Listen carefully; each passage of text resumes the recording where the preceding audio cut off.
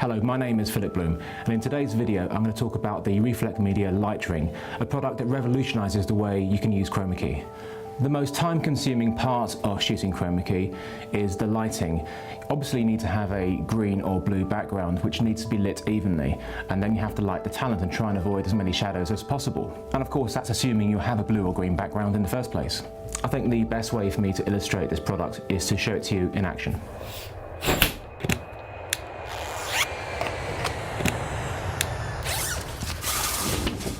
Okay, so we're in a pretty standard room, very small, with a ceiling height of about 7 foot, not your ideal chroma key studio, but we're going to make it work. And we're going to do that because we have a grey background behind us, and the key to this is this background.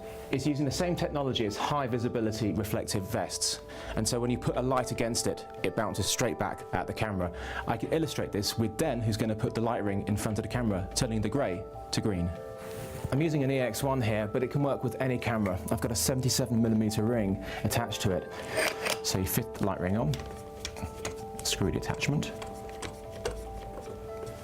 and there you are. Turn it on, and we now have a green chroma key light, which you can adjust intensity. Okay, we've now killed the ambient light, and I can get Den to turn on the light ring controller. You can now see that the grey is green, so and he's adjusting the intensity up and down, and you can see the change of the green behind me. You've really got to be careful with the intensity of the blue and green light that you use, especially if you have anything in shot that's reflective like glasses or products that you're trying to show. Otherwise it causes enormous problems in post-production. Now today I'm wearing some really very nice and stylish green shoes. Now that's a bit of a problem though, of course, because we have a green background behind us. So what we can do is actually change the ring to blue, if Den will just switch it over for us now. Normally, if you've got a painted background studio, nothing you can change. So now we don't have a problem there, but we probably have a problem with my jacket. I wear a lot of green and blue, so I'm not really a perfect person for chroma key, but you can get past those problems with better dressed people. I've already mentioned about lighting for blue and green normal chroma key. You have to get the light even behind you. Now this is the best thing about the product. Because there is no light needed for the background, it means any shadows, it doesn't make any difference. You don't have to have extra lights up in the room, which means it doesn't get hot, the talent doesn't get sweaty, and my makeup doesn't run. So in sum up, we have quick setup, minimal lighting, and if your talent can't get to the studio, you can take your studio to them.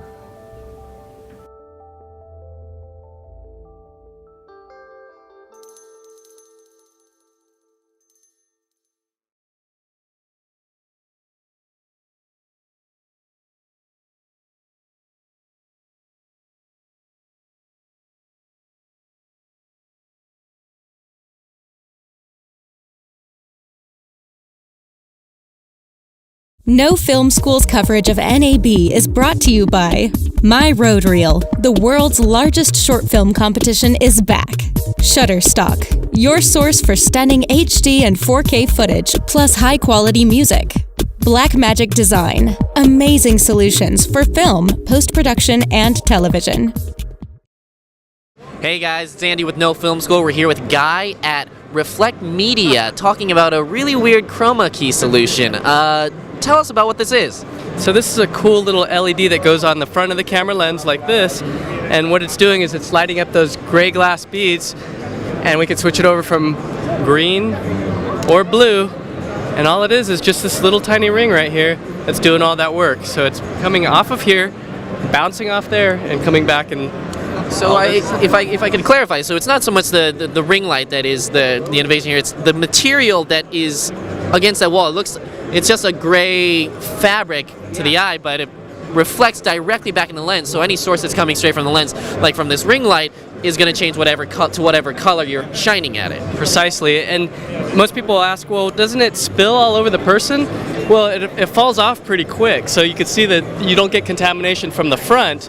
And traditionally, you would get contamination from the rear. You know, you would get green and like a blonde hair, but this has no spill. Look, there's no spill on his hair on his shoulder. So you could be in a small space, like in an apartment bedroom or something like that, and shoot like you're in a massive, huge space. So it kind of relies on the reflective properties of the material. Exactly. You need to have the reflective material. We call it chromat. So it's millions of little glass beads in there, and that's what's bouncing back. They're actually shaped like a half, well, it's like a satellite dish, and it bounces the light directly back and it's amazing. I mean, it was first invented by the BBC, and we picked it up and we started using it on things like Pirates of the Caribbean, Harry Potter. This is how it's done right here. It's for Reflect Media. So a lot of people are getting the 7-foot by 7-foot. So this one here is a little pop-up, so you can just carry it on a plane. It's like those collapsible reflectors, and you can just throw it up and lean it against a wall. And now you can be in a hotel and be shooting interviews and whatnot, and then drop them into whatever space. So right now we're using a TriCaster to do this real time, but of course you can drop it into Premiere, After Effects, and do it in post. But it's really cool to do it in real time because you can do previs or light it. So if the sun was on the left, you can light it, put your lights, and make it look like the sun. So it's great to have that capability of real time. And you can use other stuff like Wirecast or something else, but the TriCaster now is really clean. So it's great for filmmakers to be able to visualize, like, is the monster coming from the left or from the right, or do I need to act a certain way? So it's nice to see it real time. No, that's really great. So price and release? Price is $1,900 for the small kit, and it's shipping now. Yeah. Okay.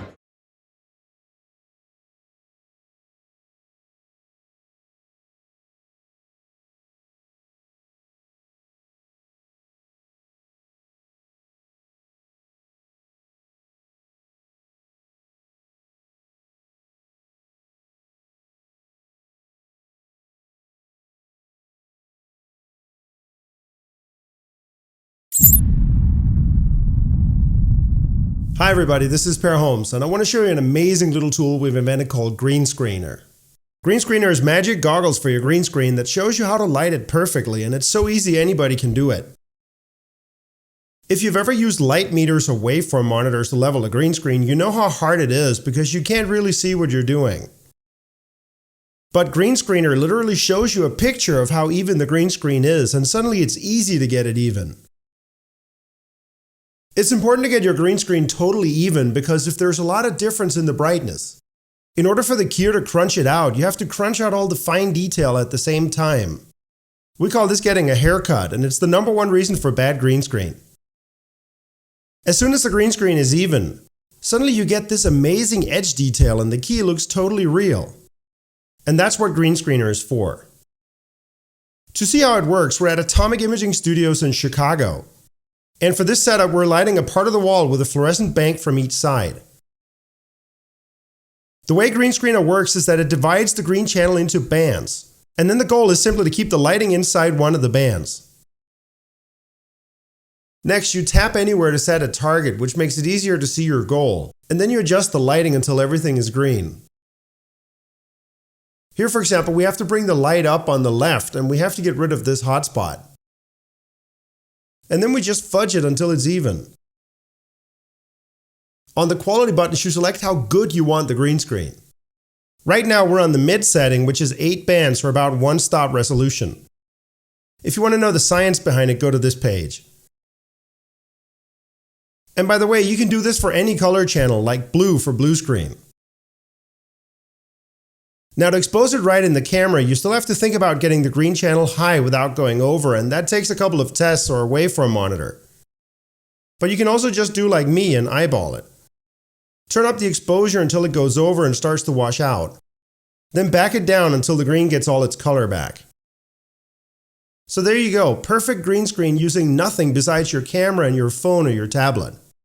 And just to prove it, the waveform is completely flat. As a last little note, remember that you don't need the whole green screen to be perfect, you only need it around the actor. So before a shot, just pull out your phone and set a target near the actor. If it's all the same color, it's going to key great. So Green Screener is $9.99 in the Apple App Store and Google Play. It runs on your phone and your tablet, and it pays for itself in a couple of minutes of production.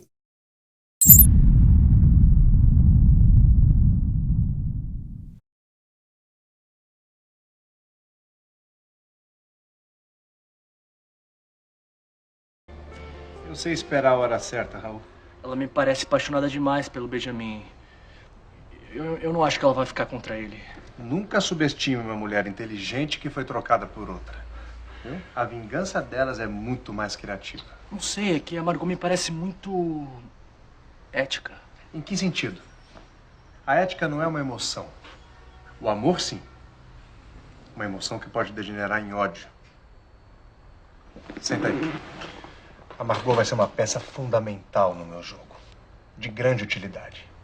E ela vai ficar do nosso lado, sabe por quê? Por quê? Porque ela é o tipo de mulher que detesta perder. A Margot, além de linda, ela é inteligente. E essas duas qualidades juntas tornam uma pessoa orgulhosa. E é aí que elas fraquejam. Se eu der a ela armas para lutar, ela vai comer aqui, ó. Na minha mão. Vai ser leal a mim até a hora da morte. A lealdade, Raul, nasce nos lugares mais inesperados.